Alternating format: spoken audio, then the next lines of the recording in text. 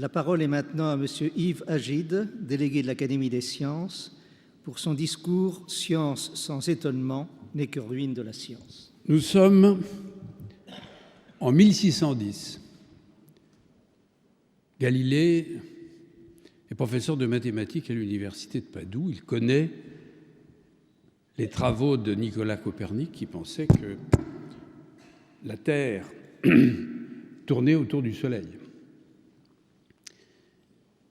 C'est un travailleur acharné, il est convaincu, et aux côtés des ouvriers du verre, là-bas, à Padoue, il met au point une lunette astronomique qui, tenez-vous bien, grossit 7 fois, comme celle des enfants aujourd'hui.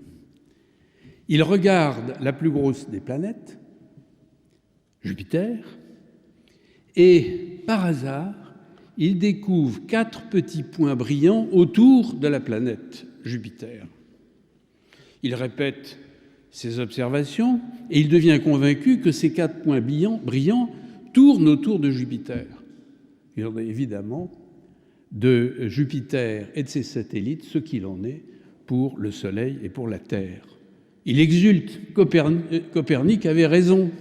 Ce n'est pas le Soleil qui tourne autour de la Terre, c'est le contraire. La plus grande découverte de tous les temps, probablement. Alors, d'où vient l'étonnement de Galilée? Son étonnement provient de l'inadéquation qu'il constate entre ce qu'il observe et ce qui est enseigné.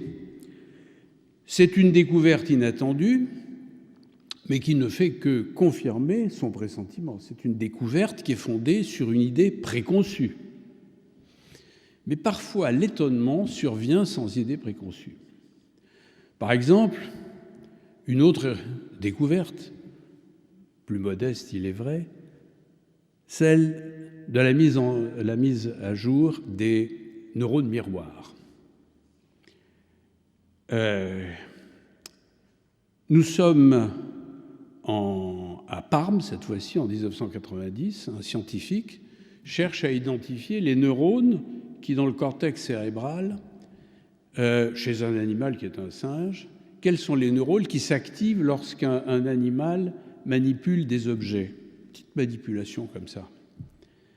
Bon, pendant l'expérience, l'examinateur donne une cacahuète au singe pour le récompenser, et ce qui active certains neurones, ici, dans le cortex cérébral, exactement à cet endroit-là, chez le singe, et c'est un résultat attendu, en fait. Mais ce résultat attendu, il ne va pas attendre longtemps parce qu'il arrête l'expérience et il décide de prendre un sandwich. Donc il porte un sandwich à sa bouche et qu'est-ce qu'il voit? Qu'est-ce qu'il entend? Il voit que chaque fois qu'il met son sandwich à la bouche, le même neurone chez le singe se met à décharger. C'est quand même très étonnant. Voilà des neurones qui s'activent quand l'animal porte la nourriture à sa bouche, mais aussi quand il voit l'investigateur qui fait le même geste. Tout se passe comme si ces neurones donnaient une représentation mentale de ce que fait l'autre. Tout se passe comme si ces neurones pouvaient inférer ce qui se passe dans le cerveau de l'autre. Et vous comprenez que si tel est le cas, c'est très important pour expliquer des phénomènes comme l'empathie, comme l'apprentissage, dont on sait qu'il se fait toujours par imitation, comme même l'entendement social, dont on parle souvent sous le nom de cognition sociale aujourd'hui. Alors, dans cet exemple, contrairement à l'autre, n'est-ce pas, l'étonnement est provenu et est apparu sans idée préconçue.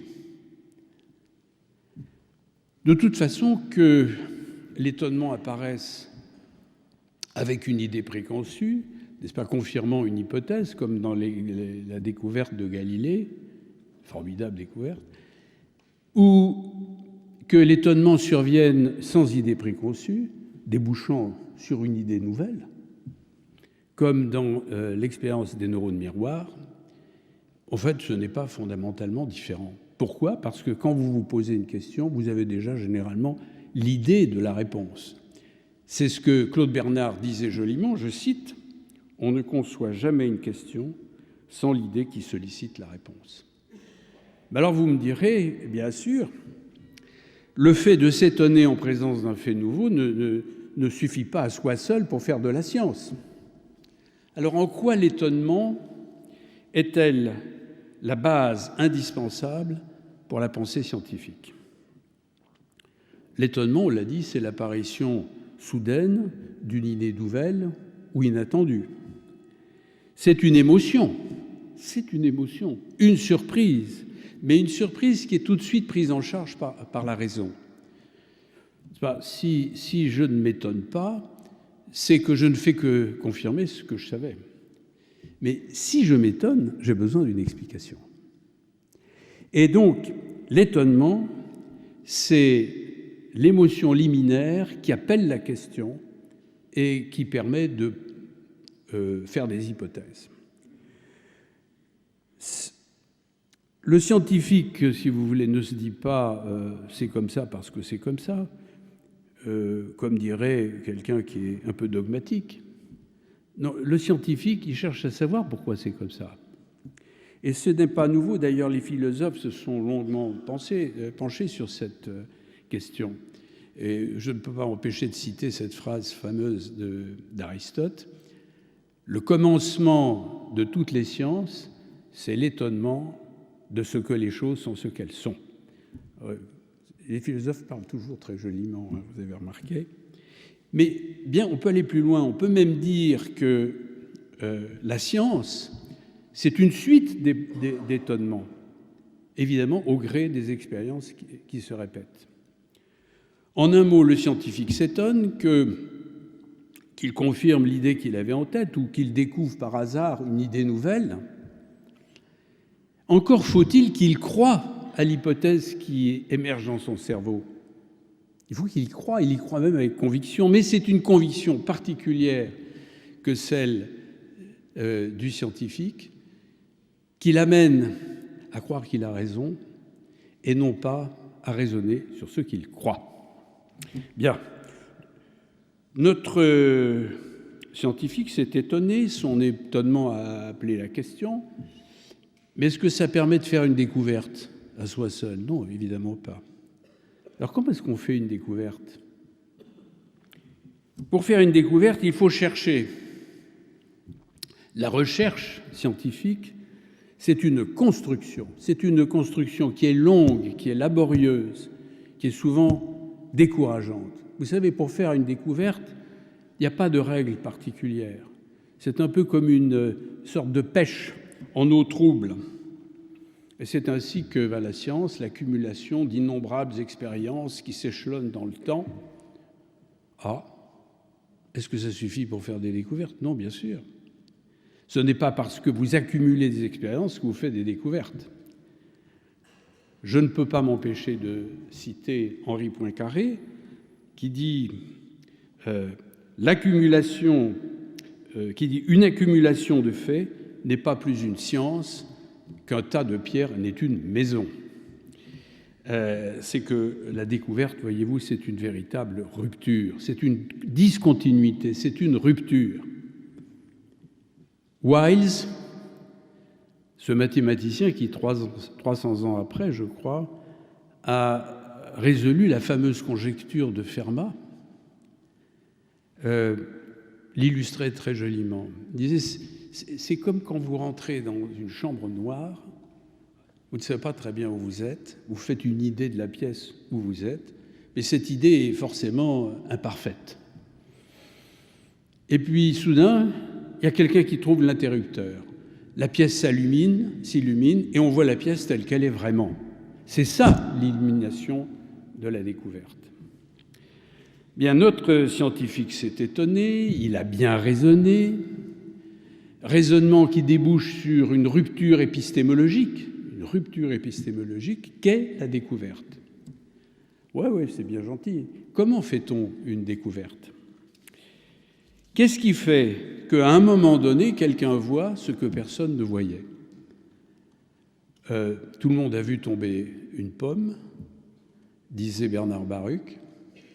Newton est le seul à s'être demandé pourquoi. Bon, bien entendu, ce n'est pas comme ça que Newton a découvert les lois de la gravitation. Mais ce n'est pas...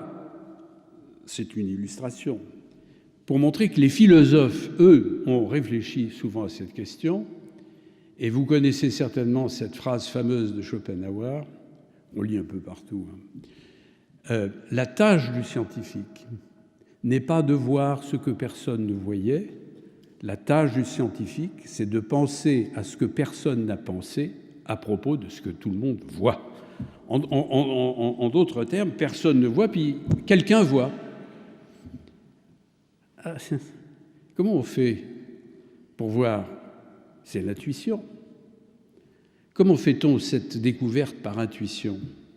Alors, certains vous diront que c'est la chance. Bon, la chance joue un rôle, mais c'est insuffisant. D'autres, plus nombreux, diront c'est les progrès technologiques. Ça, c'est vraiment essentiel, surtout aujourd'hui, compte tenu de la complexité croissante des savoirs scientifiques. Mais ce n'est pas tout à fait suffisant. Alors, comment est-ce qu'on fait vraiment pour faire une découverte? Ben, on ne sait pas. Alors, je parle en présence de mes illustres confrères dans le domaine des sciences qui ont peut-être des idées. Moi je ne sais pas. Je crois que c'est très difficile à dire. Mais ce qu'on sait, c'est que ce n'est pas. Par exemple, ce n'est pas un calcul fondé sur la manipulation de quelques symboles. On ne raisonne pas comme un ordinateur qui cherche toutes les combinaisons possibles pour aboutir à une solution. C'est ce qu'on fait pourtant quand on joue aux échecs.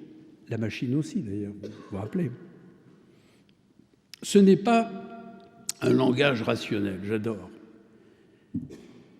Je pense rarement en mots, disait Einstein, c'est comme une sorte de regard. Moi, je trouve ça magnifique, comme une sorte de regard.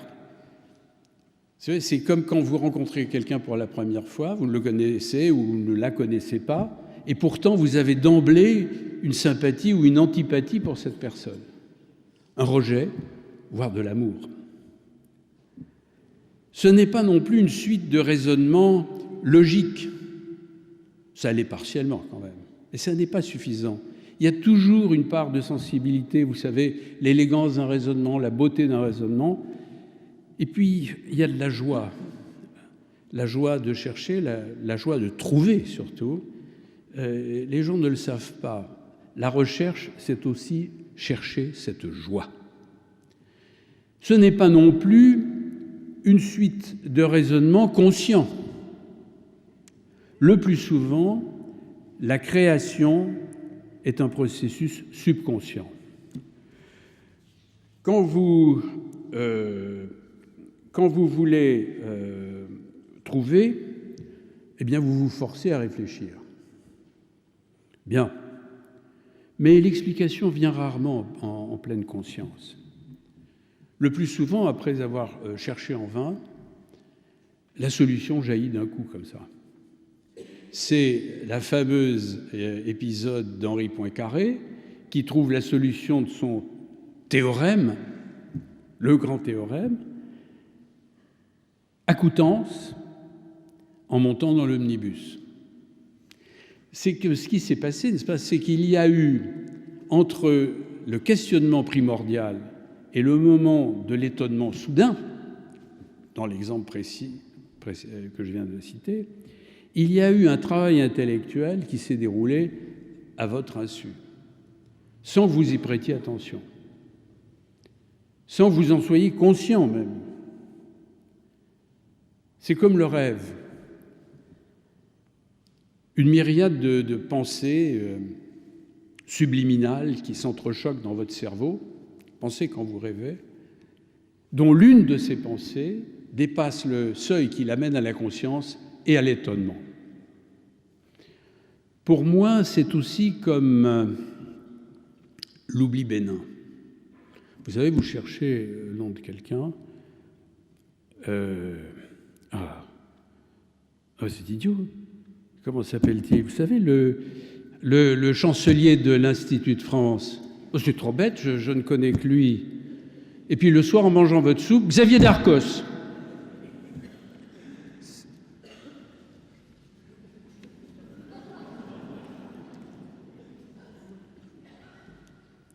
C'est que dans l'intervalle, votre cerveau a travaillé, sans que vous vous en rendiez compte, subconsciemment. Mais ce qui est passionnant, voyez-vous, c'est que